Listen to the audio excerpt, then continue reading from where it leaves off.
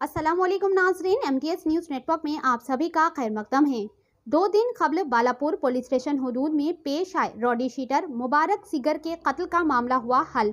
8 मुलजिमीन को गिरफ्तार किया गया। आज प्रेस मीट मुनक्किद करते हुए Maheshwaram DCP D Sunita Reddy IPS ने इस केस से मुतालिक तमाम तफसीलात बताते हुए कहा कि 2 दिन कबल बालापुर पुलिस स्टेशन हुदूद में जो कत्ल की वारदात पेश आई उसमें 8 मुलजिमीन को गिरफ्तार किया। गिरफ्तार अफराद में शेख इस्माइल 30 साल के, शेख आमिर 26 साल के, मोहम्मद सईद 23 साल के, शेख हुसैन 20 साल के, अब्दुल फरीद खान 20 साल के, सैयद ख्वाजा, सैयद इलियास और मोहम्मद समीर 20 साल के तौर पर इनकी शिनाख्त की गई है।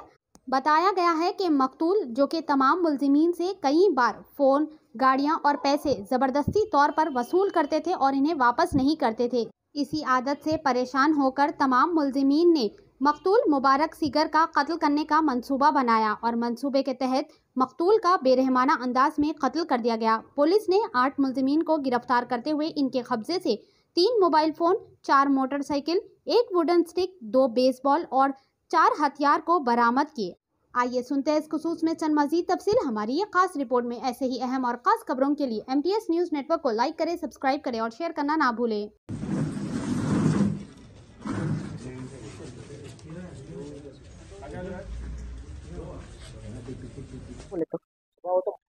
तो कल सुबह एक अर्ली मॉर्निंग हमको एक डायल 100 से एक कॉल आ गया। एक आदमी का कत्ल हुआ बोल के एक कॉल आ गए, तो इमीडिएटली बालापुर पुलिस स्टेशन से हमारे पुलिस लोग उधर जाके देखे तो एक बॉडी आइडेंटिफाई करे, तो उनका कत्ल किया हुआ।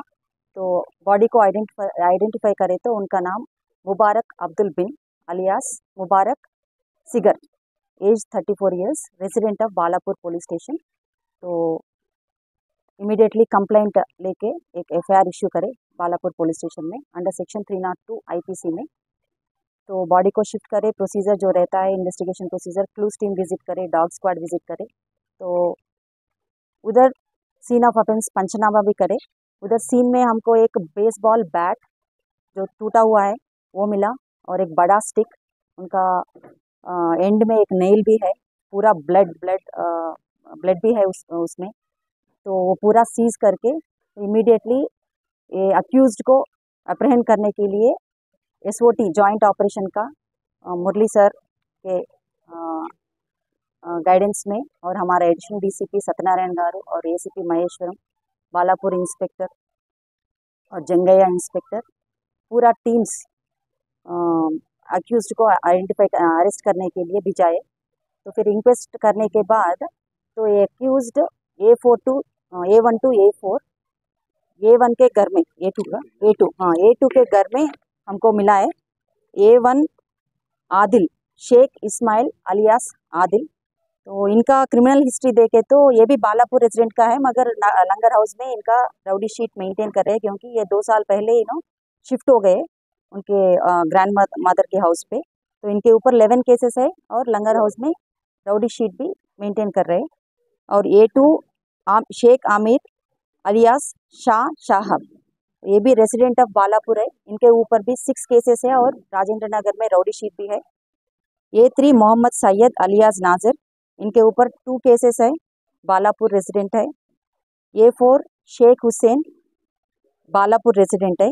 इन लोगों को A2 के घर पे पकड़े हम। तो पकड़ने के बाद उन लोगों के पास हम ये जो ब्लड स्टेन का जो क्लॉथ्स क्राइम में यूज़ करे वो सीज करे, और वेपन्स जो चाकू रहते 4 वेपन्स यूज़ करे। पूरा ब्लड स्टेन भी उनके वो वेपन्स के ऊपर है, और 3 मोबाइल फ़ोन्स भी सीज करे। तो ये जब हो रहा था तो फिर हमारा इंफॉर्मेशन के हिसाब से SOT और हमारा Balapur law and order police जो डिप्लॉय करे हम, तो उनके वो लोग फिर A5 to A8 को फिर A5 के रेसिडेंस में पकड़े इनको। A5 अब्दुल फरीद खान और A6 Syed Khwaja, A7 Syed Ilyas, A8 Mohammad सामिर। ये पूरा बालापुर के लोग हैं, आदिल के जान पहचान के लोग हैं। आदिल जो A1 है जान पहचान के लोग हैं।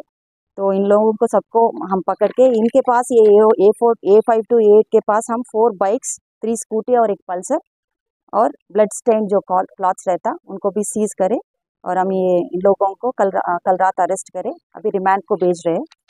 तो ये मोडस ऑपरेंडी ये जो क्राइम